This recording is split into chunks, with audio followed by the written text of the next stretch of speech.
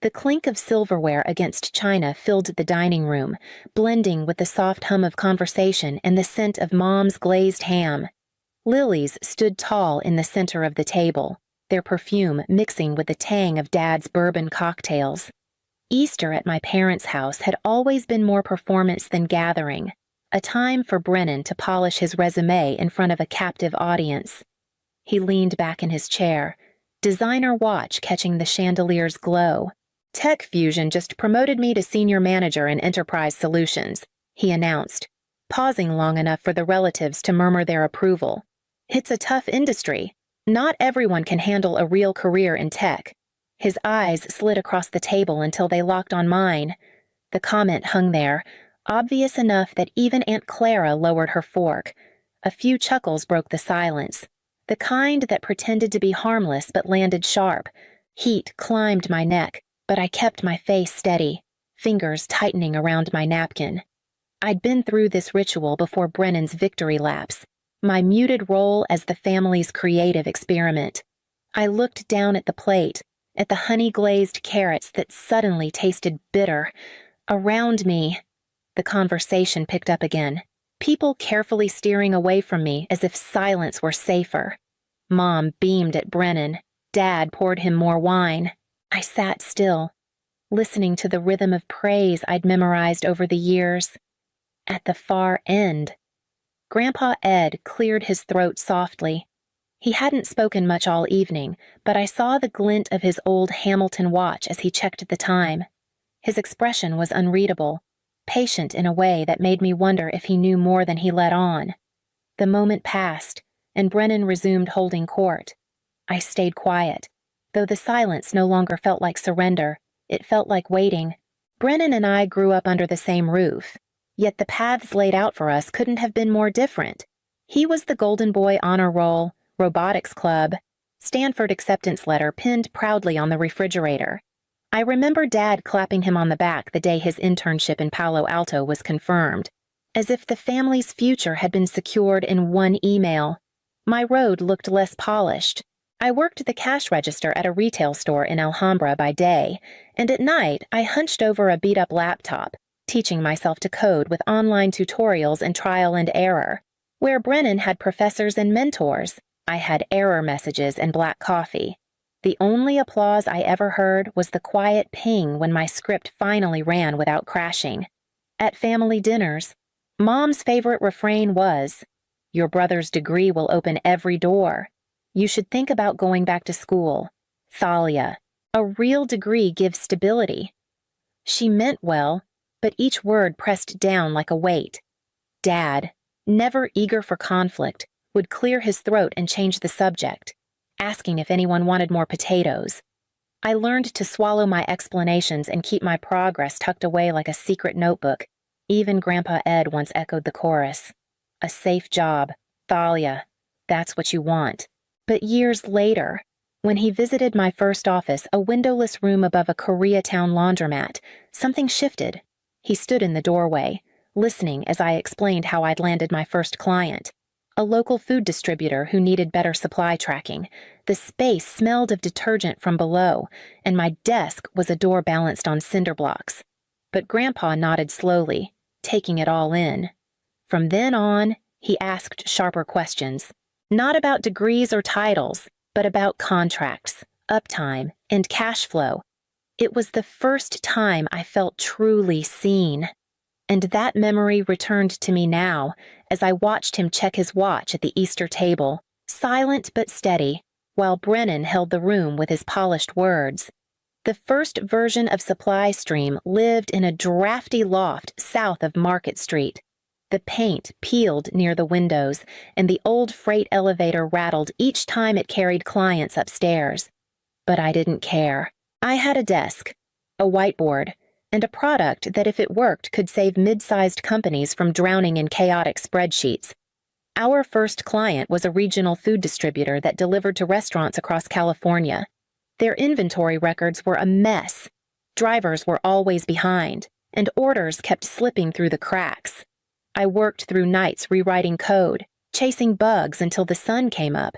When their system finally stabilized under our platform, They sent me a thank you note hand-signed by the owner.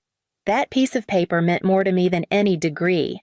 The second client was bigger, a national apparel chain that had outgrown its legacy software. Winning that contract wasn't luck, it was grit. I spent weeks pitching, revising, and proving we could scale.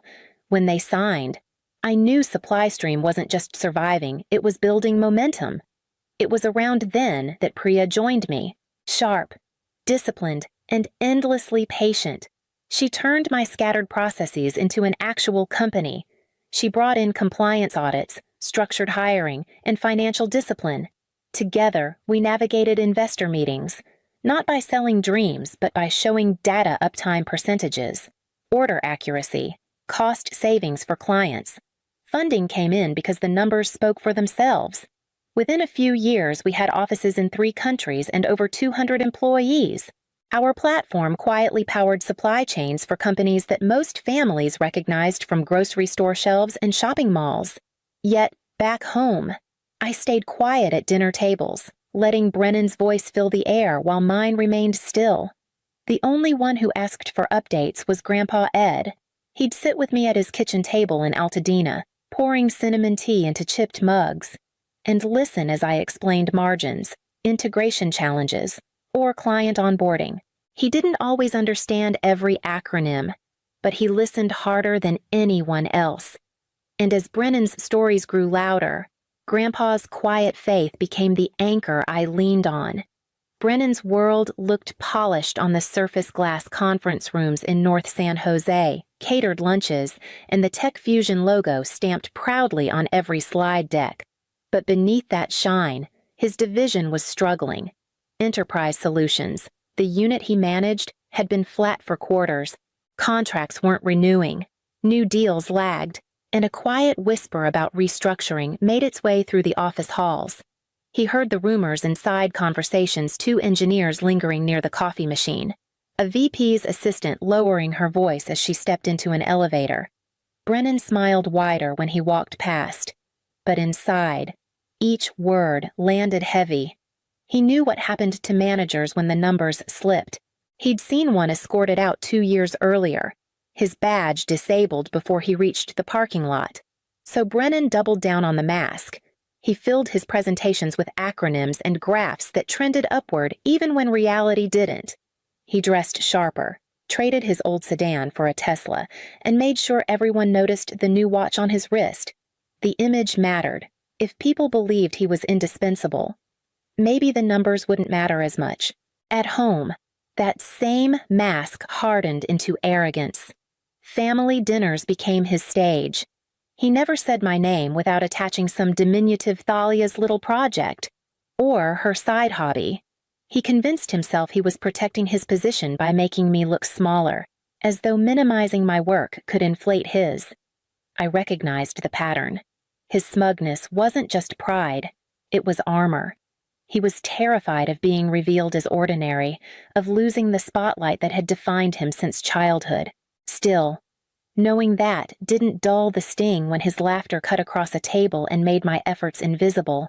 Brennan had built his entire identity on being the successful one, the standard bearer of the family. But now, with his division teetering and rumors swirling, the very persona that shielded him began to betray him. A mask meant to project confidence had turned into a cage he couldn't step out of. And while he clung to that cage, I was quietly preparing for the move that would change everything. The news came to us quietly. Buried in an industry report that Priya flagged one morning, Tech Fusion was exploring strategic options for its Enterprise Solutions division. On paper, it was routine corporate speak, but we both understood what it meant. The unit was underperforming. The board wanted to shed the weight. For weeks, I'd forced myself not to think about Brennan's place inside that division. But when Priya slid the report across the table in our Soma office, I couldn't ignore it. "We're perfectly positioned," she said, tapping the line that hinted at restructuring. "Our platform overlaps with half their contracts. If they spin it off, we can absorb and scale."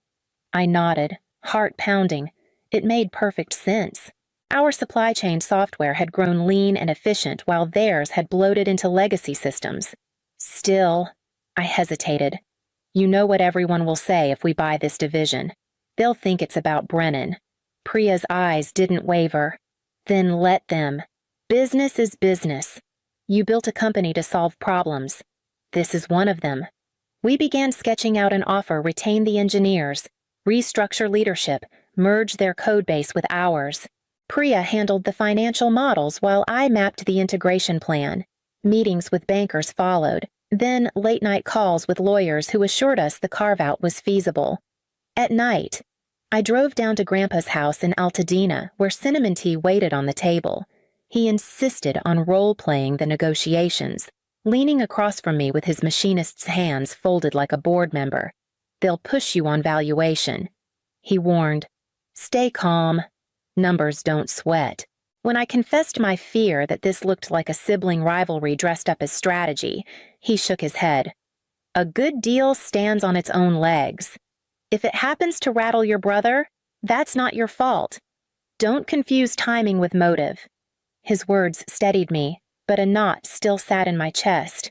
Every signature we collected, every draft that circled back from legal, carried the weight of family ties I couldn't completely untangle. By the time due diligence was nearly complete, I realized this wasn't just a transaction.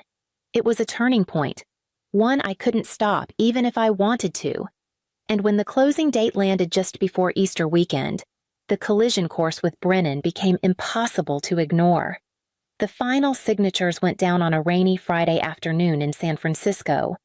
Papers slid across the polished table, pens clicked, and with each signature, the future shifted. Priya and I exchanged a glance relief mixed with disbelief. It was done. SupplyStream now owned TechFusion's Enterprise Solutions division. The press embargo was set for Sunday at 6 p.m. sharp. Until then, silence. Our employees would be briefed Monday morning before the story hit the wires. The bankers and lawyers congratulated us in their practiced tones. But beneath the routine, I felt the thrum of something larger. This wasn't just another deal. It was the one that would collide with my family in ways no spreadsheet could model. That evening, I drove to Altadena. Grandpa was waiting at his kitchen table with 2 mugs of cinnamon tea, steam curling into the air. I laid the paperwork in front of him. He read slowly, lips moving as he traced the lines. When he finished, he tapped his Hamilton wristwatch with a gnarled finger. Timing is everything, he said. Don't speak too soon. Let the truth arrive when the clock says it's ready.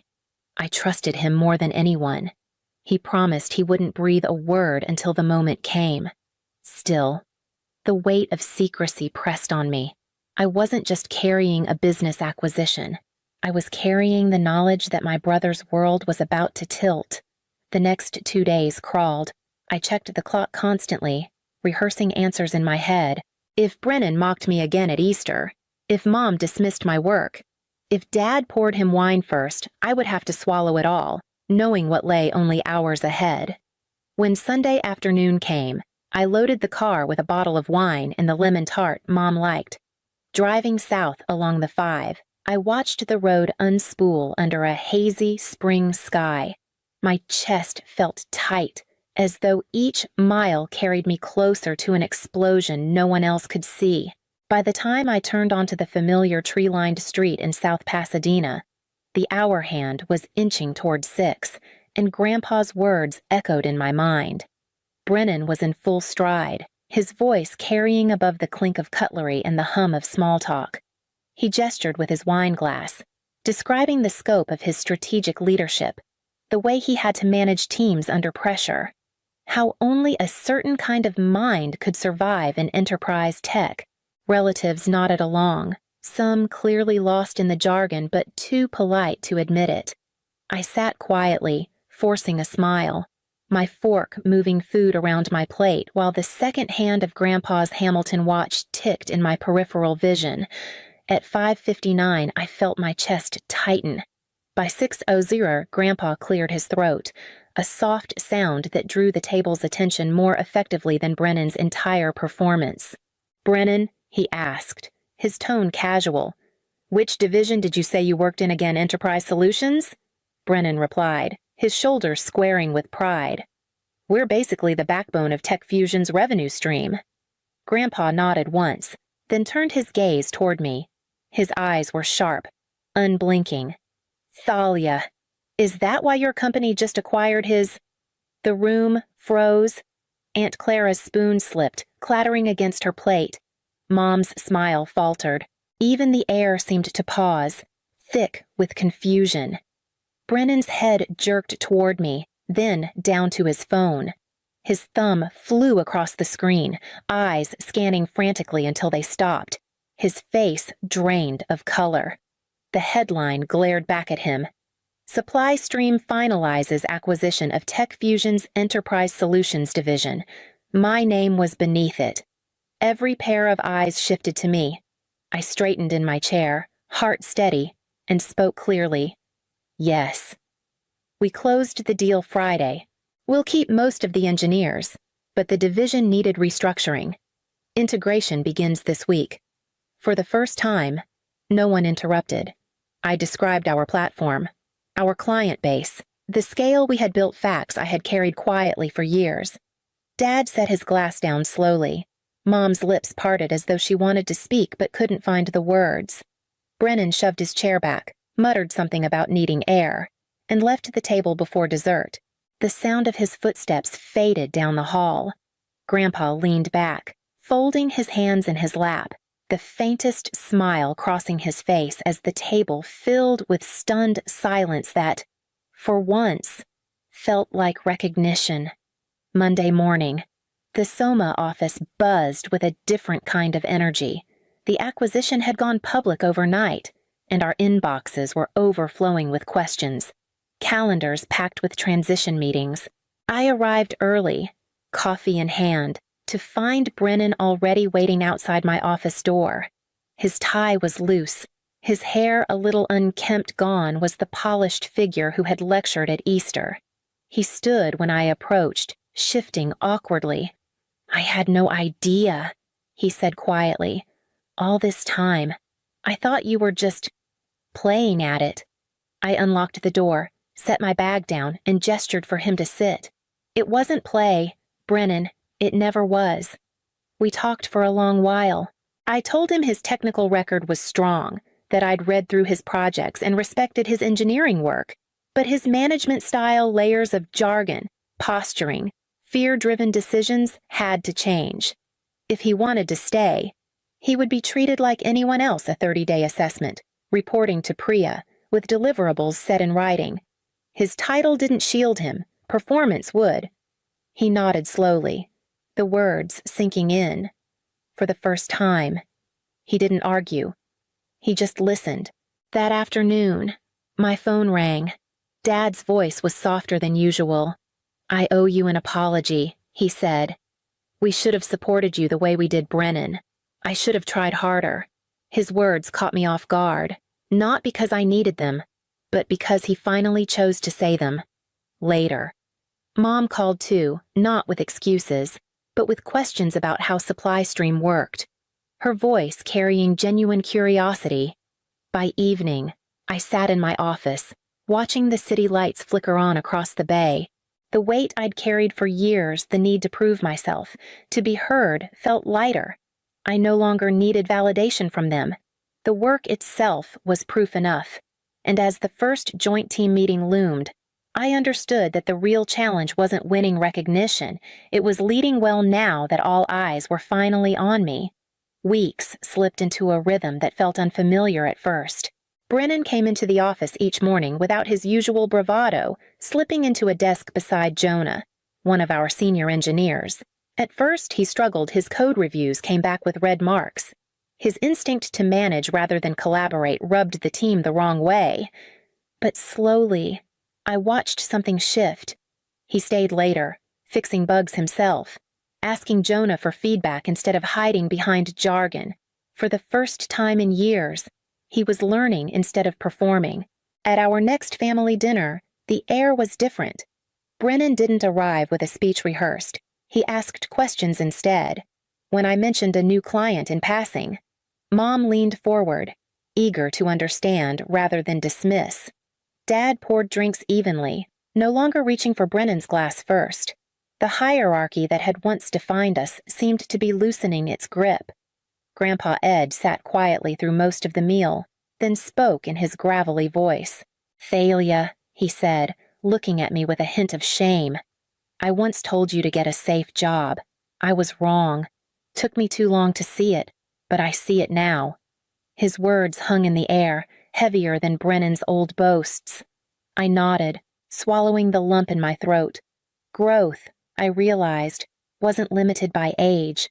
Respect was being rebuilt, brick by careful brick, not through headlines or press releases, but through the small ways we spoke to each other, the silences we no longer filled with dismissive laughter.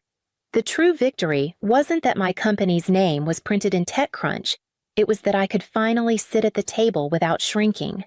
And as I looked around at faces that were learning to see me clearly, I knew the work of rebuilding was only just beginning.